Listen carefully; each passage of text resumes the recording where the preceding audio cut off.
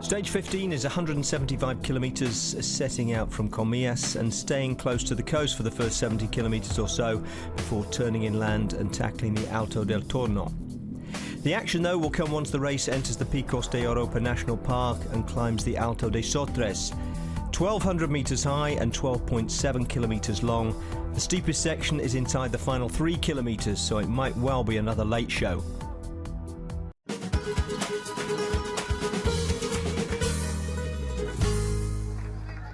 10.7 kilometres now, and the group up the road are putting down a good effort. They haven't lost too much time over the last couple of kilometres, still dangling off there with about 1 minute advantage, but you would imagine that will come down as the bunch pass through 11 kilometres to go, and it's still quite a big group. But riders are beginning to drop off the back, and over the next 2 or 3 kilometres, what is a group of about 60 riders will be whittled down to 30 and then 20 and then a dozen, and then you'll just see the strongest in the Vuelta side by side, and it'll be fascinating to see who comes out on top as Jaime Zubeldia takes things up at the front of the race now, the oldest man on the Vuelta, finding his rhythm, looking very comfortable, and taking with him Natnael Berhane, the Eritrean rider. I wonder where Brian Ramirez was. He was, last time we saw, he was the leader of the race, but it looks like he has been... His distance there, he is behind Kadri. He's with Kadri and Pierre Hollande. Yeah. So these are the 5 who've survived so far. That's also Ricardo Villela from Caja Rural in the green jersey, just unzipped and open as he puts in this big effort on this climb. It's hot today in Asturias as well, and this is a steep, difficult climb. It levels out a little in the middle, but these lower slopes are steep. Jaime Zubeldia was a GC rider in his own right when he was younger. I think he finished 4th or 5th in the Tour de France once, and used to ride for Euskadi, and so Asturias was one of the races he often did, because that was one of the biggest races for that team, being a Basque team, and he's Basque, Zubeldia. And so I think he knows this kind of area well, he knows it's suited, and it's probably one of the reasons he's in the breakaway today. 25 grand tours, Jaime Zubeldia, and 11 years, you're right, with Euskaltel Euskadi. Astana now moving to the front. Quintana goes. Here goes. And here goes Quintana. It's the first showing. So 10.1 kilometres for the leaders. The group just within 11 kilometres now as Nairo Quintana goes. And he goes earlier than you might have imagined. So Movistar have identified the steeper slopes at the lower part of this climb. And they've decided that that is the point that Nairo Quintana will use as his launch pad, and he takes with him Luis Leon Sanchez. A little glance over his shoulder now to see what the response is, as Fabio Aru has 3 teammates. Well, now it's down to 2 plus Luis Leon Sanchez marking Quintana, working to bring the whole race back, and it looks like for now it is coming back. And this is the thing, like I said, the fact that Movistar have used up all their team, and obviously Visconti wasn't on a good day because he couldn't do the final punch, and then Valverde wasn't there either, so Quintana realised if he was going to do it, he's going to have to do this on his own. But because Astana have got so many teammates left because of Movistar having taken the race and taken control of it all, it means that he's now got this team of people around him to look after what's going on. And we can see they've just slowly pegged away. They sent Luis Leon to mark him, and then they've just used their other teammates to then bring it back slowly. And now Luis Leon will take over control himself, and now he'll set the pace. So Quintana just moves over to the left-hand side of the road and allows Astana to dictate things, or dictate the pace for the time being at least. But that has indicated what the pattern might be. Now it looks like Tom Dumoulin is just losing a little bit of contact, but well, he hasn't got any teammates to work with him, but that's a pattern he'll be familiar with now. He wouldn't have expected that, but he is at the back of that group of, what, some 15 riders remaining in contention now. The green jersey there of Esteban Chavez, he's still there, looking very comfortable indeed. Louis Meintjes is still there, Mikel Nieve is still there, Alejandro Valverde is there, Moreno is there, Joaquim Rodriguez is there, but Tom Dumoulin just needs to maintain contact with this group as they pass under 10 kilometres to go. I think he's completely in control. He knows what this climb's like. He knows that was the steepest section of the first half. He's a bigger guy. He doesn't want to go with that acceleration that the pure climbers do. There's still a big enough group of riders who'll have never lost contact, per se, and he knows that halfway up there's going to be a little plateau. And then the last 2 or 3 Ks are the hardest of the climb, so it's in his interest. All he's riding for is GC now. He's not interested in the stage win. He's done that. He wants to try and win the Vuelta, which means he has to pace this at his pace and not panic. Zubeldia, though, 50 seconds up the road, and he's on his own. The others are distant, so this is a solo effort now from the Trek Factory man, 38 years old, the Basque rider, as Ian Boswell just gets back onto the group from Sky, so that'll be good news for Mikel Nieve in terms of defending his own position. He's got a teammate in that group now. Sky with 2 riders represented.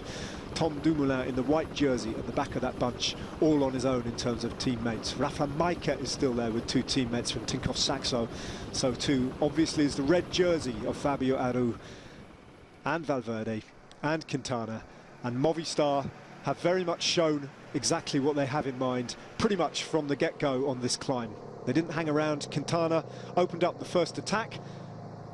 Wasn't perhaps totally committed, not the full throttle attack that might be expected later on, but it was a softening up manoeuvre. Well, it was a tester, and that's where Astana were very clever. I mean, Luis Leon being sent to just mark him immediately, and then he'd have looked over and seen that, and then he'll have seen behind the Astana train just kind of closing him down. He'll have seen that Aru's essentially got too many teammates still. He needs Aru now to use up those teammates so that when he does attack, Aru has to chase him himself.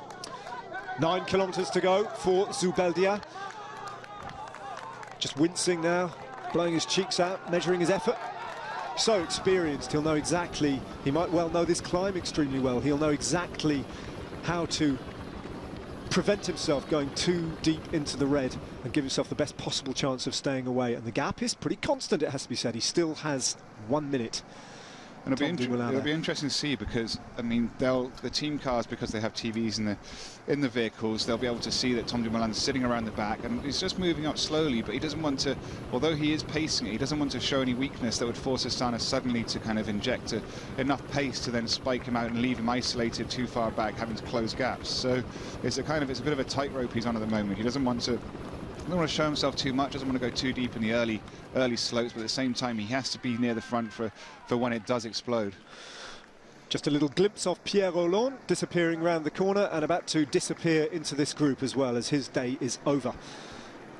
Not an attack that he was able to make stick today, the man from Europe Kart, who of course will be riding for Cannondale Garmin next year. Not been his welter so far. But Astana there still, sorry David, Astana there still with 5 riders. Movistar have 3 and Katusha have 3. Joaquim Rodriguez still has the company of Dani Morena and Alberto Losada. As Blel Kadri sits up, he too won't be able to do much more in terms of attacking this effort. And there's Stefan Rosetto from Cofidis. So, I mean, with 9Ks, remember, often on a climb like this, and especially for something like Dumoulin, where it is just kind of counting seconds now in order to win the Vuelta, you'll see 9Ks and you'll think, well, that's going to be just under 30 minutes effort. That's how you kind of put it in your head. It's like, okay, 9Ks, that just under 30 minutes to go. So this is what he's treating this like that. And that's what most of these guys will be doing. So he'll be sitting there, not really thinking about anything else that's going on, apart from the fact that's how deep he's going to, how long he's going to have to, and how deep he's going to have to go. Well, one by one, the breakaway riders are being swept up by the blue train. The next man to fall is Ricardo Villela from Caja Rural, who will try and stay with this bunch, but the pace is going to be ratcheted up kilometre by kilometre as Astana, Movistar and Katusha do battle on the final climb.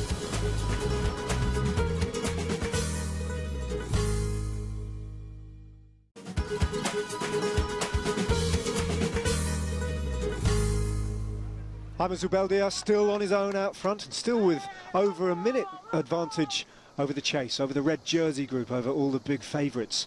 For a while now, the pace just measured behind him, and he's able to take advantage, or at least defend his advantage. 7.6 kilometres to go as Natnal Bahani finds himself swamped by the chase. One by one, the riders have been swept up, leaving just Zubeldia out front. Astana then, with Cataldo, with Luis Leon Sanchez doing the work on the front, with Diego Rosa and Mikel Landa still all there to look after Fabio Aru.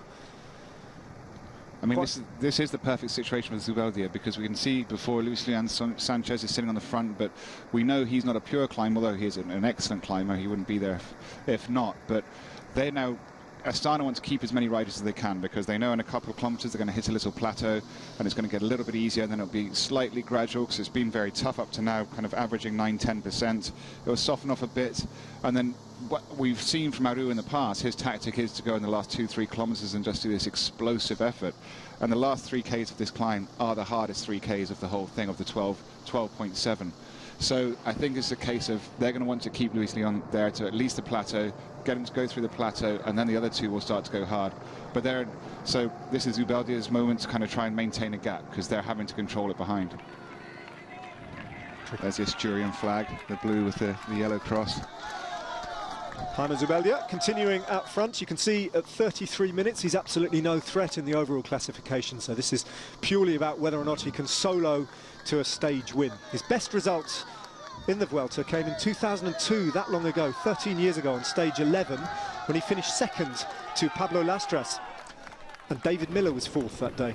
Ah. Do you remember that? Which day was that? Well, it was in 2002, so it was many years ago. Wow, I can't... Collado Villalba. I can't remember that one. There you go. Yeah. He's had a good year, actually. He rode the Tour de France, Zubeldia, and he finished 6th overall in the Tour of California, including a 7th place up the big climb to Mount Baldy this year. I do remember that stage now. Oh, it's all come back now. It's all come back to you now, is it? The 3 slipped away in the descent, and I won the bunch sprint behind. So it's about 18 riders. Oh, I was so angry. Luis Leon Sanchez, Diego Rosa, Dario Cataldo. Behind him there, Nairo Quintana, who was the first just to attack on the lower slopes. Here we go, this is Visconti coming up now. So now he's been ordered by Quintana to lift the pace and to really start driving it. So this will be Visconti's kind of, well, we'd almost call the kamikaze pool. He's now just got to go as deep as he can for as long as he can and stretch the race out and hopefully blow out Luis Leon and a couple more of Astana at least. But in order for Quintana to make a difference, he needs his teammates to put everybody in the red so that then he can go. 6.2 kilometres for the leader, and you saw there the red jersey group just passing under the 7-kilometre banner, and the road really kicks up again 3 kilometres from the top. Zubeldia on his own, 5.5 kilometres and 46 seconds now his advantage.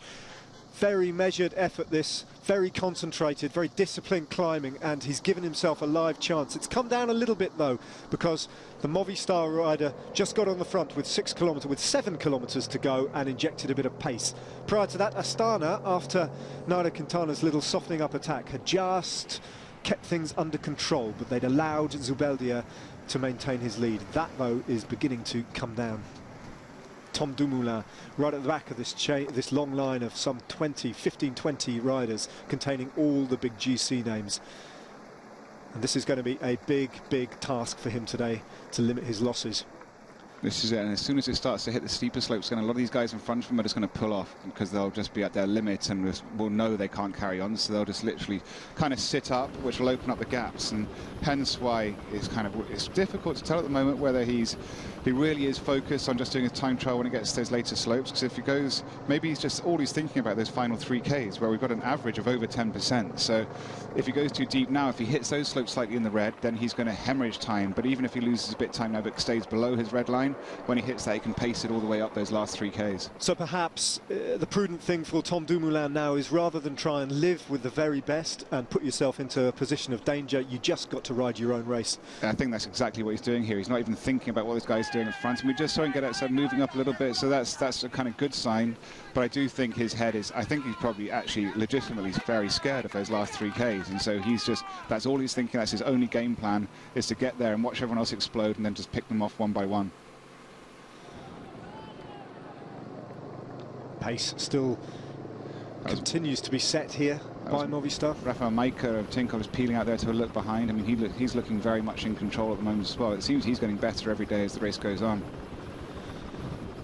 Well, there was a little race between the GC favourites on the climb yesterday, and if you like, I mean, it's difficult to say, but if you like, Nairo Quintana was the winner, Rodriguez came second, Chavez came third, Fabio Aru was fourth, and Rafa Majka fifth, but they were grouped very closely together, so they're all finding the same kind of form at roughly the same point. And we can see Tom Dumoulin's just moved up 4 or 5 positions there, so he is kind of sensing that people are starting to go in the red, which is a good sign, because if you can move up at all, as we see in Boswell and Canelison, they're incapable of moving up, which is kind of normally, if you're in that situation at the back, most of the guys there are just on such a limit, they're just hanging on for that just watching that wheel in front of them, praying they don't lose it. So if you're even capable of moving up 3 or 4 wheels at that point, it goes to show he does have some control of what's going on. 3 kilometres to go. That is the point at which the road does tip up to something over 13% the gradient. Nairo Quintana there, just glimpsed him touching his lapel where the radio transmitter is housed, and having a little word with his team car, just trying to gauge a situation of where we are in the race, or talking to Visconti, asking him for more if he can, if there's anything left in the locker for Visconti, because if he can get him to the foot of that final ramp there, I say final ramp, but that first big ramp, 13%, that might well be where Quintana will try and attack again. So perhaps that is Visconti's finish line, if you like, for this race. Yeah, I think it is 100%. You see the speed, we just saw the 23 kilometres an hour and 26, 28. I mean, we know it's at 5-4% here, so if he's going that fast there, he really is kind of pushing it, because he knows that it's going to come around a corner somewhere up here, I think, and just ramp up. Well, Zubeldia is our guinea pig. We'll find out just what this climb looks like when Zubeldia tackles it in something like 300 or 400 metres as he comes around the corner. That's when it kicks up again. 30 seconds Zubeldia has to defend, and it's looking unlikely that he's going to get to the finish line on his own. Visconti still on the front with Luis Leon Sanchez and the other 2 domestiques from Astana looking incredibly composed. Cataldo amongst them, Diego Rosa, you can see Joaquim Rodriguez, Dani Moreno and Alberto Losada still there, and the red jersey of Fabio Aru with Mikel Landa on his wheel. What a strong team Astana have brought to this Vuelta. Quintana, inscrutable as ever. All of them, for the time being, just biding their time, waiting until this slightly flatter section gives way and the road kicks up. I think we can expect, as soon as we hit the steep section, Visconti has done a huge workload there, so he's going to have nothing left when they hit it. Quintana will he's going to pause, and so is Luis Leon, he's taking over, so he can sense that Visconti's kind of running out of gas, and he's going to take over from him, and you can see Visconti's pulled out. 2.9 kilometres to go. Tom Dumoulin is still there, but so too is everybody else.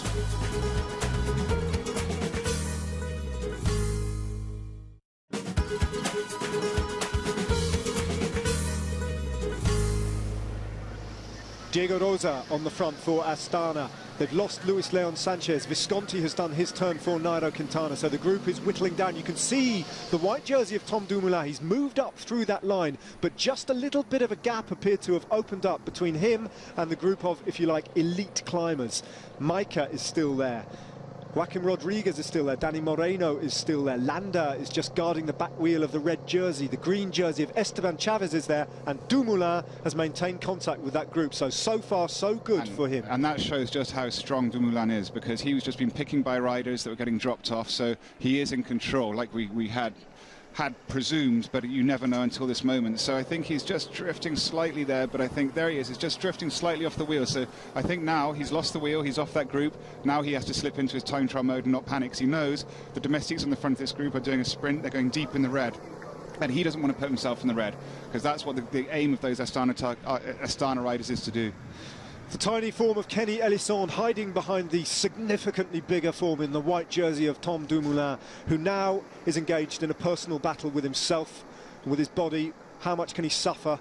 How much can he endure on this climb, and how much can he limit the losses that he is bound to suffer now as the group of climbers get away from him up the road? It kicks up now, the gradient getting ever steeper on these final 2 kilometres. He does look very much in control to me. The fact he can still get out the saddle like that, and he's kind of holding that gap. He sensed Astana going in the red, and I think he probably put himself in the red, having to move up the wheels and get over those guys that were kind of getting blown out, which is the reason you don't want to be further back in the group like he was, because you're going to have to go faster than the front rider in order to kind of close those gaps, and I think that's what he's done. He's just having to amortise now that effort.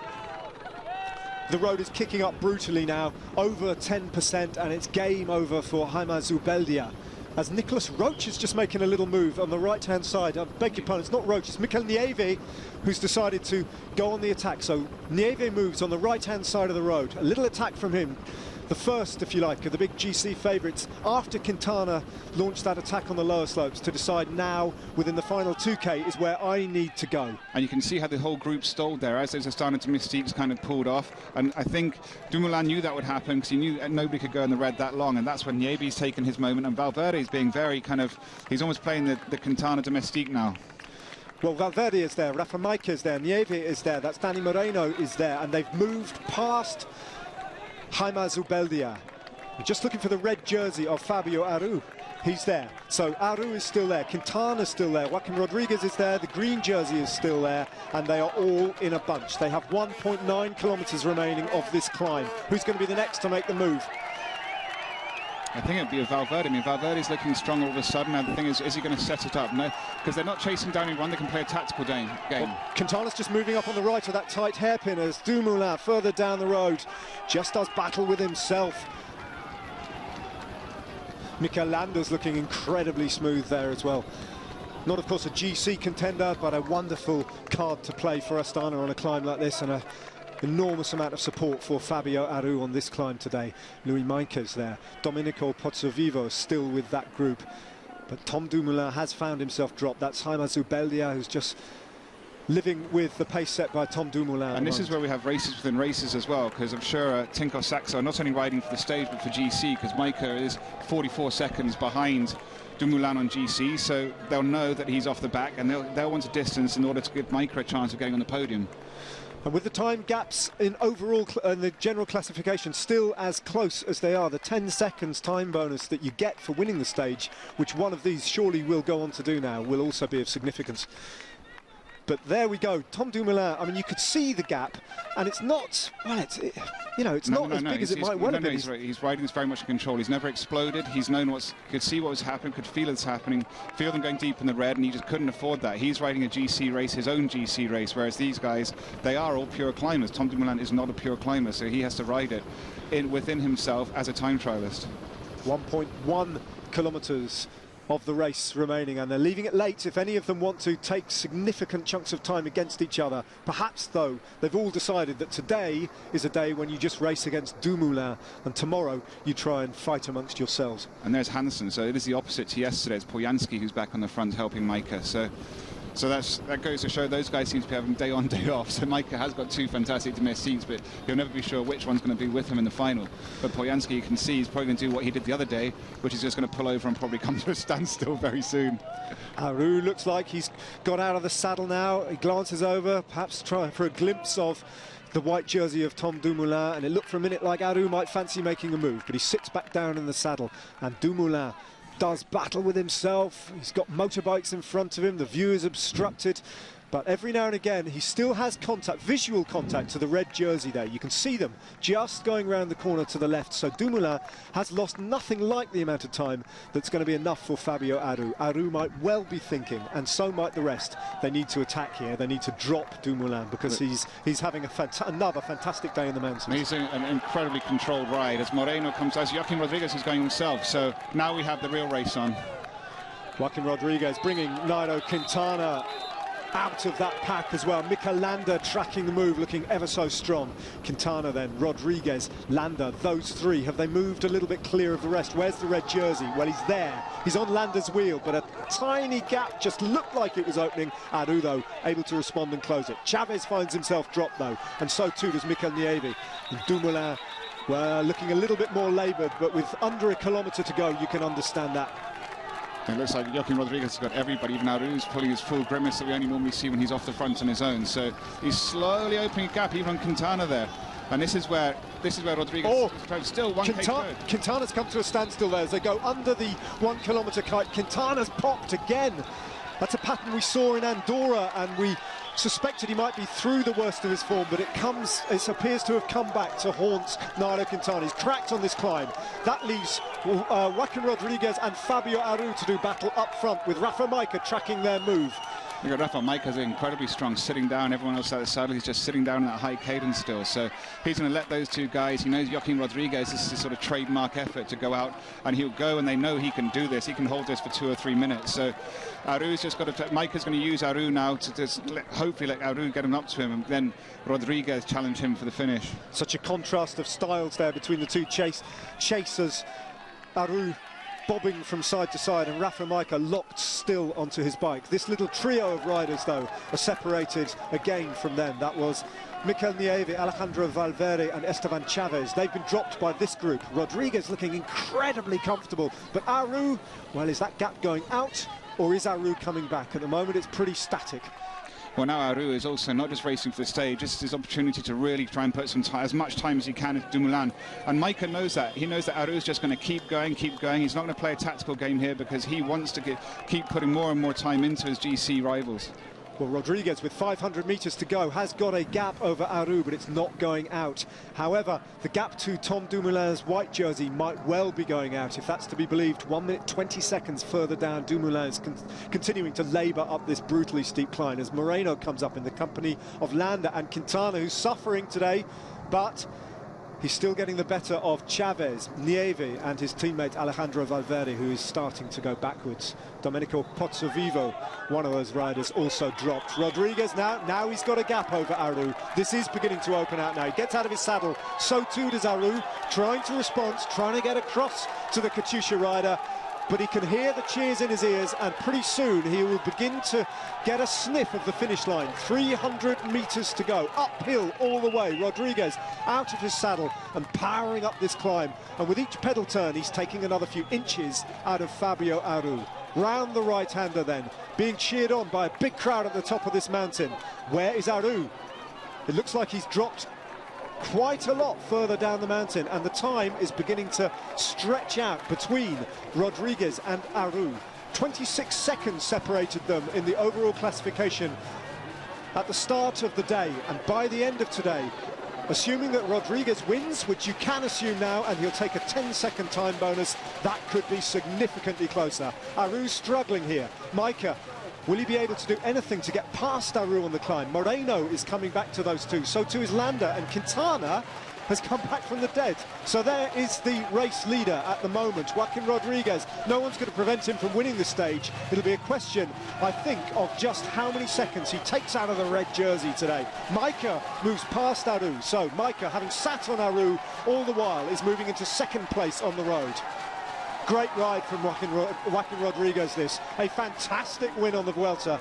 Never mind the stage, though. He'll be thinking about the overall win. That's a big statement from Joaquin Rodriguez. 6 seconds his advantage now to Rafael Micah. So the clock is ticking. The red jersey still hasn't made it. Moreno comes over the line. Quintana, and now Aru comes over. Some 15 seconds down on Joaquin Rodriguez. Add to that the 10 seconds bonus, and I make that something like a 1 second gap in the GC at the end of today. We'll confirm all that, of course, later as Alejandro Valverde comes over the finish line.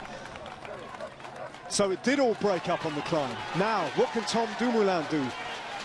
40 seconds now as he sees the arch that denotes the finishing line. So the big 1 minute 30 gap simply wasn't there, or Dumoulin's managed to come back. Another day of time losses for Dumoulin, but in the grand scheme of things, losing 50 seconds on a climb like that is once again no disgrace, and Dumoulin is still just about in contact in the Vuelta. Rodriguez then in his 12th consecutive Vuelta, a race he's never won. He's finished 4th 3 times and 3rd once. His 9th career stage win on the Vuelta, and he moves to within a second of the race lead. Yep, it's that tight at the top now overall, but let's start with the stage result. Rodriguez by 12 seconds from Rafael Micah, with Danny Moreno 2 seconds behind him and a second ahead of Quintana and Aru. Mikel Landa led in Esteban Chavez, Mikel Nieve, Alejandro Valverde and Domenico Pozzovivo. Just behind Pozzovivo and Louis Meintjes was Tom Dumoulin, 12th, 51 seconds behind the winner, 36 seconds behind Aru. Let's hear from some of the day's key players. A great ride. You must be very pleased with your ride today, Rafa. Yeah, thankful for my teammates, and this is no finish of Vuelta. We still fight, and tomorrow is actually more hard stage than today, and I think so we need to do first 3 in the journal. I hope so. Nairo Quintana was opening his mouth only to take in water as he came across the line. Hard to blame him for that, but the pack pursued him respectfully, and once he'd cooled down he spoke to Matt. Bueno, la subida era dura pues al final, porque de hecho hasta falta de 2 kilómetros era con viento viento de detrás favorable, y eso hace pues que la gente vaya mucho más fácil a rueda. Es un puerto diferente y ya al final era bastante explosivo. Quise reventar un poco la carrera al comienzo, que era donde estaba bastante dura, pero he visto que todo el mundo venía ahí, porque claro, hemos tirado toda la etapa y al final no hemos hecho el daño que queríamos. Es cierto que hemos distanciado un poco a Dumoulin. ¿Hoy te has encontrado un poquito peor que ayer? No, he estado igual, pienso que mejor. Ayer no he estado mal, he estado muy bien, pero hoy me he sentido también bastante bien y espero seguir recuperándome de lo que tuve. Now, as always in the mountains of Asturias, the stage winner gets a traditional Asturian hat, the Montera Picona, handy for playing jaws in the bath, although I suppose it wouldn't do the wool any good. And Joaquin Rodriguez was barely off the podium today, or only off to come back on. He took the white jersey, a best place rider across the other three competitions, having picked up enough points with his stage win to take the green jersey. Purito, felicitaciones. Por la mañana dijiste que este fue una última rampa para ti y así fue. Sí, ya sabíamos que teníamos 2,5 kilómetros durísimos. La verdad que ha sido una etapa muy dura, pero en todo momento me he encontrado muy bien. Sobre todo en estos últimos kilómetros, ¿no? A falta de un poco más de 1 kilómetro he visto que el ritmo que iba bastante fácil y no he hecho un ataque demasiado explosivo, sino he preferido poner un ritmo muy fuerte, y cuando me han dicho por la emisora que ya iba solo, pues ya a muerte a esta meta. Por la mañana dijiste el podio sí, ahora de pronto las ambiciones son más altas. No, la ambición de un podio me está ya muy bien, déjate. Para mí ya sería toda una alegría, queda mucho hasta Madrid, tenemos ahora mismo, sobre todo mañana y la crono, son las claves de esta Vuelta a España, así que a seguir concentrados y a seguir ambiciosos. Well, whatever his ambitions, he's a second from the red jersey now. That's the gap between Aru and Rodriguez. And it's also the gap between Rafael Majka and Tom Dumoulin. Majka now up to third. Esteban Chaves is down to fifth. Danny Moreno back ahead of Mikel Nieve to sixth. Then it's Valverde, Quintana and Louis Meintjes. Well, he took the red jersey on the biggest mountain stage of the Vuelta, Fabio Aru, and he still has it just heading into the second biggest tomorrow. Fabio, durissimo, e poi il passo di Purito era molto rapido alla fin fine. Sì, Purito è partito all'ultimo chilometro molto forte e ci ha staccato tutti. Io ho pagato un po' nel finale, ho ancora la maglia per un secondo, però la tappa di domani e anche la cronometro che saranno molto importanti per questa Vuelta, quindi dai, la Vuelta non è ancora finita e ci sarà ancora da far fatica.